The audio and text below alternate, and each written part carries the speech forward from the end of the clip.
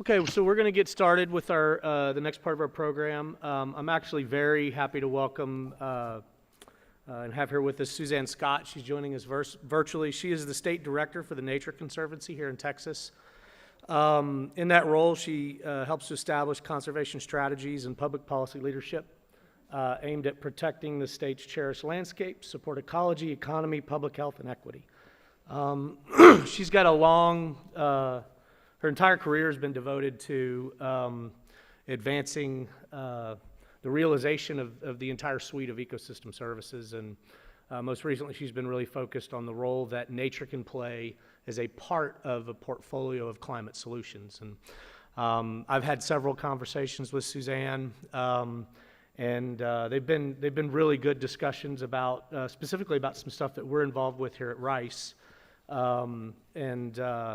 She's got good advice, good thoughts. The Nature Conservancy is, of course, very active in this space and doing a lot of what I think is very good work. And I think she's going to be able to speak to that that perspective in a very robust way in our discussion here.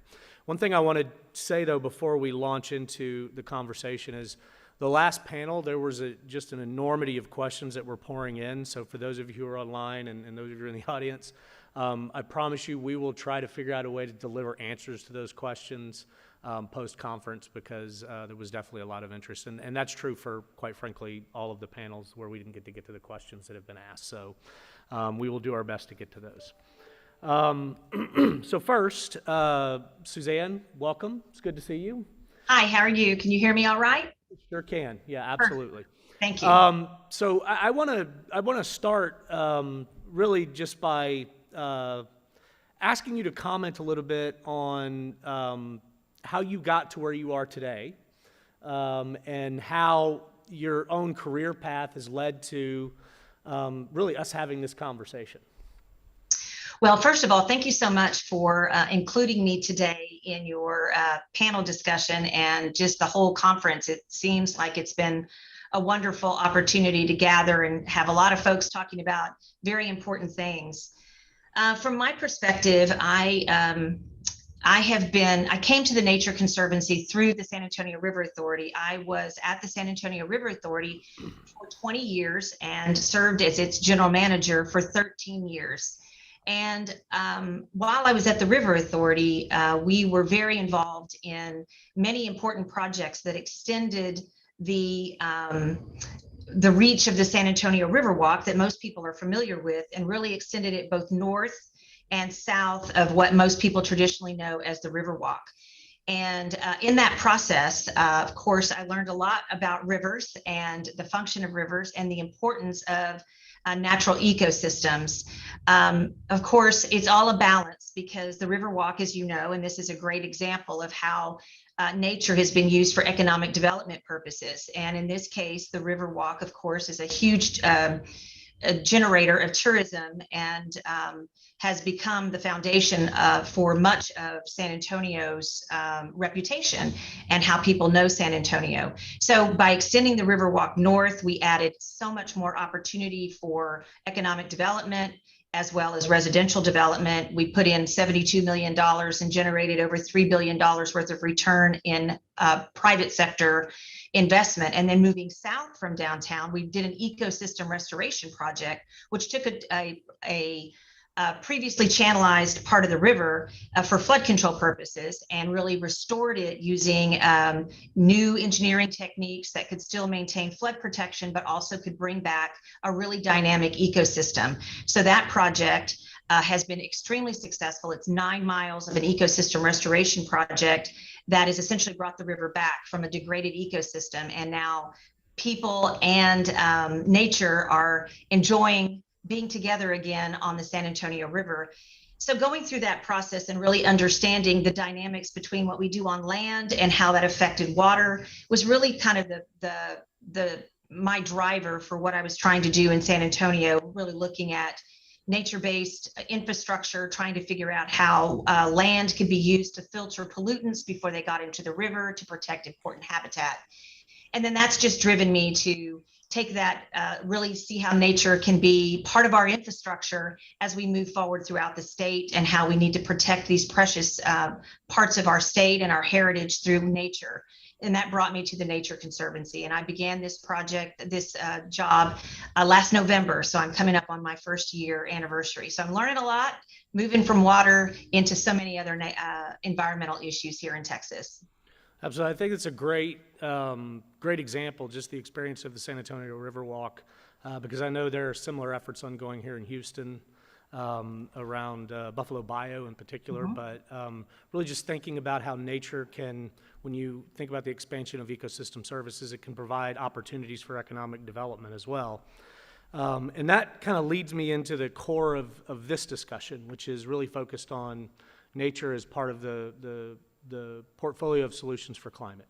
It was funny, I was at dinner the other night with some folks, and I mentioned some of the work we're doing, and I used the words ecosystem services, and it set off a little bit of a light bulb in the other person's head, and they said, I haven't heard that in a long time. I said, well, it's integral to thinking about how we address climate. And so with that, I would like you to maybe dive into the various things that the Nature Conservancy is doing with regard to nature as a tool in the portfolio of climate solutions. And maybe then we can kind of get into, amongst those options that are available, what are the challenges and opportunities that you see?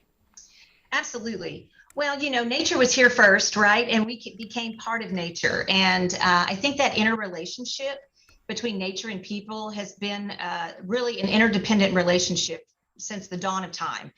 And I think our life depends on nature, right? I mean, we need water to drink, we need food for shelter. I mean, we need trees for shelter and fruit, and we need plants and animals for food and medicine.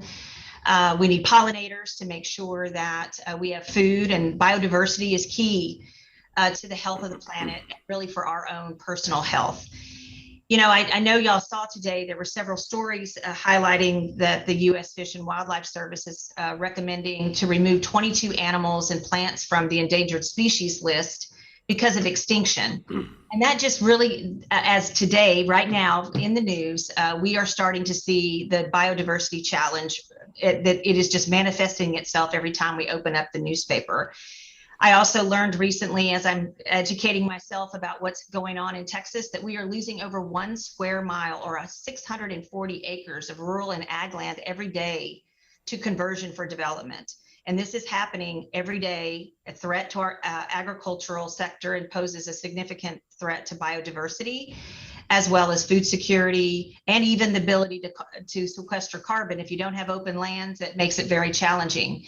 So the Nature Conservancy has really been looking at this dual crisis that we're in, a climate crisis and a biodiversity crisis. And we really need to see how we can start to educate people that we need nature, and nature needs us, as we are continuing to move forward with how we are going to develop as a planet. So, we've spent a long time putting in more concrete, taking out nature, putting in more impervious cover, degrading our natural ecosystems.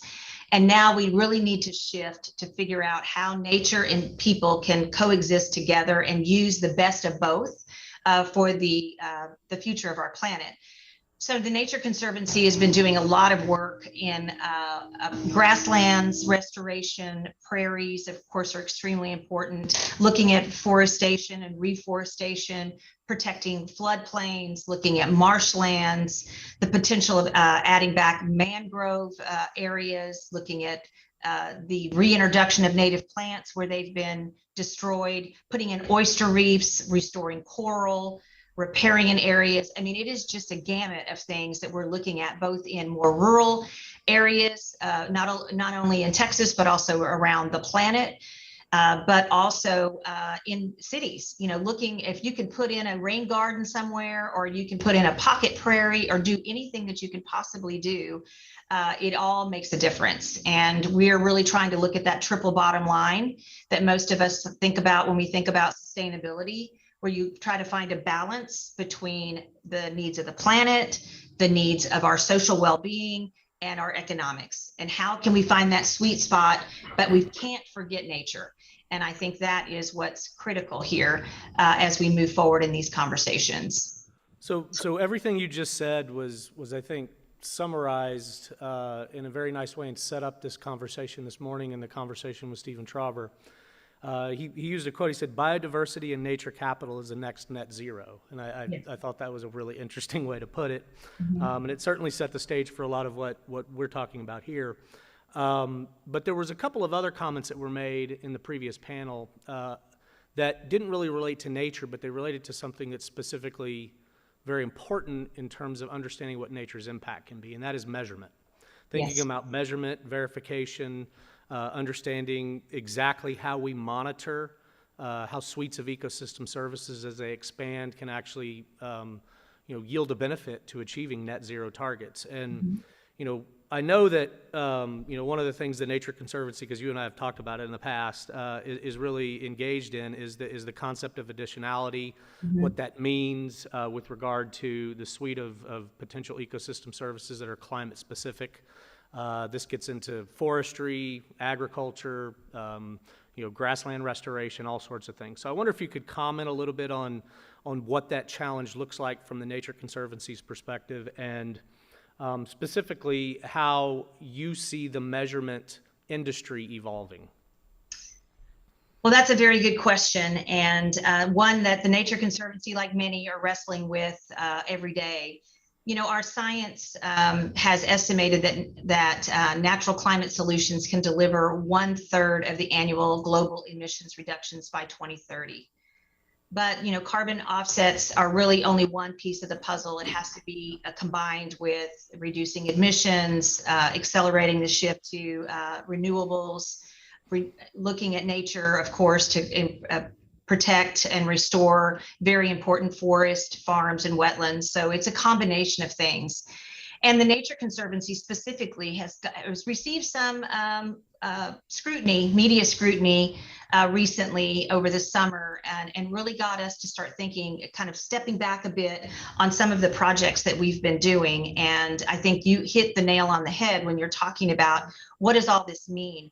The Nature Conservancy, being the largest global environmental a nonprofit in the world, we open ourselves up to a lot of scrutiny when we do projects like this. So when we have a big corporation that's coming in and giving the Nature Conservancy money to do a particular project for carbon, is that just greenwashing, or is that truly a carbon project? And I think that what some of the scrutiny that came in is are the practices that are being happened, particularly in forest projects, because a lot of what the Nature Conservancy has done in this carbon market has been forest projects. So the question was, is the money that's coming in and supporting those projects, is it any different than what would have happened if the project would have stayed in its current management? Is anything changed? In other words, are we really adding anything more that the money that's coming in for the credits is actually producing, or are we just continuing status quo, business as usual? So these are some of the things that the Nature Conservancy has really been wrestling with. And as you know, this is a fast changing market. There's a lot going on in this market, and we need to keep up with it. But this whole idea of additionality has become a very important thing for us to be looking at as we're looking at these carbon projects, and making sure that there's also permanence. And that always is tricky, because does a landowner want to put their property in a situation for carbon sequestration forever? But from the Nature Conservancy's perspective, I mean, that's one of the things that a lot of people are looking at, is are you adding, and is it permanent? Otherwise, then you're really not having the long-term impact on the carbon reduction and the sequestration that we're all looking for as we move forward in this market. So the Nature Conservancy, because of the scrutiny, but other things, just to be sure that we're having the highest level standards that we can possibly have, we are trying to make sure that we have better, more robust reviews of the projects that we're looking at, and that we're also looking at how to ensure that the sequestration is actually happening and that it can be measured. Absolutely. I actually read a story this morning about the Climate Smart Agriculture and Forestry Partnership that the USDA is trying to push forward, which is really focused on measurement and verification. So it's a definitely a positive step in the right direction, leaning in on soil science in particular and understanding, how carbon fluxes in ecosystems, because it does, like anything. Right. And I find that really interesting because you see at the highest levels of government in the United States now a lot of interest in this. I want to drill down a little bit to the state of Texas, since that's your purview and we're in Texas, and just ask your thoughts on something. So as you know, we here at the Baker Institute have been involved in in convening a working group that's really looking at ways to create market-oriented solutions to soil carbon development. So the idea here is really focused on grasslands and prairies and ranch land, so it's not really forestry, right? Right. And as we all know, there's a lot of land in Texas, so there's a lot of potential here. But there's always, you mentioned the issue of landowners, ceding land to be used as a permanent store of carbon. And that is a very, very relevant issue, because a lot of landowners are not willing to give up the use of their land for alternative purposes for 100+ years. Yes. Right? So they might be willing to do it for a shorter time horizon, which opens the opportunity up to think about optionality in terms of trading land for different uses, stuff like that. But Right. I wonder if you could maybe comment on where you've seen the discussion about alternative uses and what the role that Texas ultimately could play in sequestering carbon in Texas lands. Because I know you guys have been looking at this, and I'd love to hear your thoughts. Absolutely. I personally think, based on what I've learned since I've been in this position, I just think that is the key. Grasslands are so important to the whole future of Texas, in my opinion. As you mentioned, grasslands, native grasslands, really create better soils. Also, are the opportunity to preserve biodiversity for birds and other habitat. That they provide habitat for so many different species. Grasslands do, and we have lost so much grasslands to a variety of things, development, and then of course, people plowing up their grasslands for other croplands, and all of that has really started to degrade the native grasslands that are left in the prairies, and we really need to restore those. But I think that I've learned through some of my travels throughout the state that you have to make it an economically viable situation for folks that own ag land. I mean, they are trying to make ends meet. They're trying to make sure they can provide for their families. So we have to come up with a way that this carbon market can really support the best management practices that we all need in the restoration of grasslands. And there's many, many people in the ag world talking about this right now. And of course, what B Carbon is doing is really has accelerated some of these conversations, which I think is fabulous. And I think we're all going to have to figure out how to balance the needs that you're seeing with landowners that really want to do the right thing. And hopefully if we can give them financial incentive to do the right thing, then they will do it for a longer period of time if it makes economic sense. And if they're able to then if they're raising cattle and they can get more on the market, for example, for beef that is raised in a more sustainable way, and we can drive a market for that, then they're going to want to stay in this business, and they're going to want to continue to do those practices, which is going to increase the carbon that's on their ag fields, and it's ultimately just going to continue to drive this market and get it some momentum. But admittedly, I think that because all these ecosystem services markets are evolving right now, of course, carbon being one of them, but also if I think that if we could add to that some type of credits for biodiversity credits, water credits, because as you add and improve the soil, the soils on properties, it also it increases the amount of water that actually stays on the land. And of course, we know that ag is one of the largest users of water in the state. So all of these things are sort of coming together, and you can see in just grasslands how you're going to be able to meet so many of these needs that nature can provide our state. not to mention the social benefits of the heritage that are so key in the ranching world. We just can't lose that industry. And I don't think that we've had enough conversations at the policy level about what we can do to ensure that the ag industry can survive in Texas despite all the development that's happening and the encroachment on those lands. And I do think that the carbon market and the work that you are doing at the Baker Institute is going to be key in driving that. And we're watching it with great interest. Obviously, we have to balance some of the issues that I talked about before, but I think y'all are doing a great job in advancing the science. And I'm very excited about the potential. And I think it's going to really drive the market as we move forward.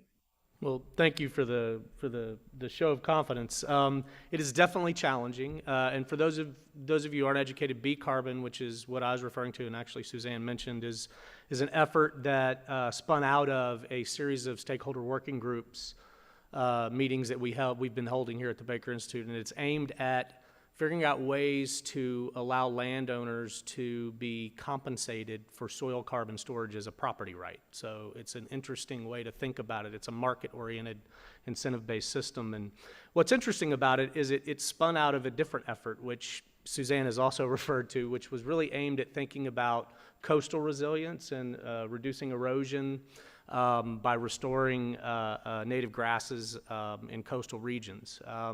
Because the root systems tend to bind, right? And they tend to hold on to things. So if you have storm surges, stuff like that, it tends to eliminate or reduce significantly the amount of erosion that you get. So compensating for that ecosystem service is difficult, to say the least. And that's something we discovered as this process is unfolding. And Jim Blackburn, who's been leading a lot of this effort with us, had the idea of, well, what about soil carbon? And it's taken off like a rocket. It's been quite interesting. But Suzanne, I want to ask you a specific question with regard to the challenges or potential hurdles that are in the way, because you did mention, more communication is necessary. And I find when I have conversations with people who are in the know, so like at the Senate Ag Committee or at USDA or something like that, it's a very easy conversation to have. But if you move outside that spectrum, people look at you, like you have two heads. And so I wonder what you see as the biggest challenge and what strategies you might recommend to overcoming those challenges. Well, I think that, communication is key. And I think that, all of this surrounds climate change and people recognizing that these things are happening. And I think that even when you start to broach that subject, sometimes it becomes so polarizing that you can't get much further when you talk about what's the role of nature in combating what we're seeing going forward. And oftentimes it's better to start thinking about it from, again, the triple bottom line perspective and just saying, look, we are seeing climate variability. We are seeing the fact that we are seeing more severe droughts. We are seeing more intense storms. Floods are happening more regularly. And we need to figure out how we're going to be able to adapt to that going forward. And I think that we all, if we can try to not polarize the issue and just try to figure out how we're going to keep Texas as strong as it's been economically, and really lead from our perspective, if we can lead with some of the beautiful conservation that's happened in Texas for so long. I mean, the Nature Conservancy on our own and with many of our partners, we are going to be celebrating the fact that we've protected over just at 1 million acres in Texas since we've been in Texas since the 60s. And 1 million acres is a drop in the bucket to what we need to be doing in Texas. And we need more public lands. We need to protect our open spaces. It's part of what makes Texas, Texas. We need to make sure that our coastal communities are not only protected from all the violent storms that are happening, but also that those economies that are supported through our coastal communities and our vibrant oceans and fisheries can continue. So I think it's the conversation of trying to figure out how we can get beyond the politics of it and really start to understand that this is the way of the future. And the more that we can promote it from an economic perspective, I think the further we're going to get in Texas, particularly if we can tie these climate strategies so that it's good for the bottom line, then I think that's going to help move it forward. So if we can help ag be more productive and have a greater profit margin, then we're going to move the needle on the conversations. If we're going to be able to do the same thing in some of our cities, that nature becomes part of the ecosystem and part of the infrastructure, I think we're going to get a long way in trying to break down some of these political and more, polarizing issues of this conversation. I just think it's the way we need to go forward. Everybody is on a different spectrum as it relates to climate change, but I think obviously more and more people are understanding the personal effects that it's having on them, the hotter days, the more intense weather, and maybe that's the way to start the conversation so that we can continue to move forward and figure out what we're going to be able to do about it. And I think Texas can lead in this. You've got great industry partners right there at the conference, and I know they are all in and are doing great things to balance the impacts of climate change. And I think that industry and nonprofit environmental groups are working together, as we should, to really think about this for the future. Yeah, that's a great point, actually. We've heard from some industry leadership actually already about the role that ESG is playing in Yes. climate investment and energy investment. And Absolutely. some of the parties that are intensely interested in some of the soil carbon work that we've been doing are actually some of the larger emitters in the state of Texas as well. So I find that very interesting, right? Because they're looking for ways to proactively engage on reducing their net emissions footprint. Now, what's really interesting about all of that is it comes back to something I mentioned at the very beginning, which is, are we sure we're getting what we pay for? Is it measurement and verification is critical? And that is a space that is evolving. There's a lot of tools that are available in the toolkit, but quite frankly, there's a lot of work to be done still. So I think it is happening in real time. You're actually seeing some of these efforts move forward, and as they come under increasing scrutiny, as you've mentioned already, Suzanne, it's going to be incumbent on all of the players in that value chain to make sure that they're able to measure and verify exactly what they claim they're doing. So I totally agree with that. That's very important. I mean, it has to be something that we can with certainty say that we're making a difference by the practices that we are using on our grasslands, our forests, and our marshlands. absolutely. And I'll just, we're up against it on time, but I'll close by just saying the following thing. There's a lot of interest at universities in this, particularly in the soil sciences, because it's an interesting problem that young people want to solve. So I think the more industry gets behind it, the capital will be there to make sure these solutions are effective and real. So I'm looking forward to what the next 10 years bring on this front, because I think it's going to be massive, and probably more so than anybody anticipates. Suzanne, thank you so much for joining us today. I look forward to seeing you in person sometime, hopefully sooner rather than later. But your remarks were incredible, as always, and I look forward to seeing you sometime soon. Well, thank you, Ken. I really appreciate the opportunity. Thank you. All right, so thank you. We will convene for about 15 minutes and then reconvene in here for the panel on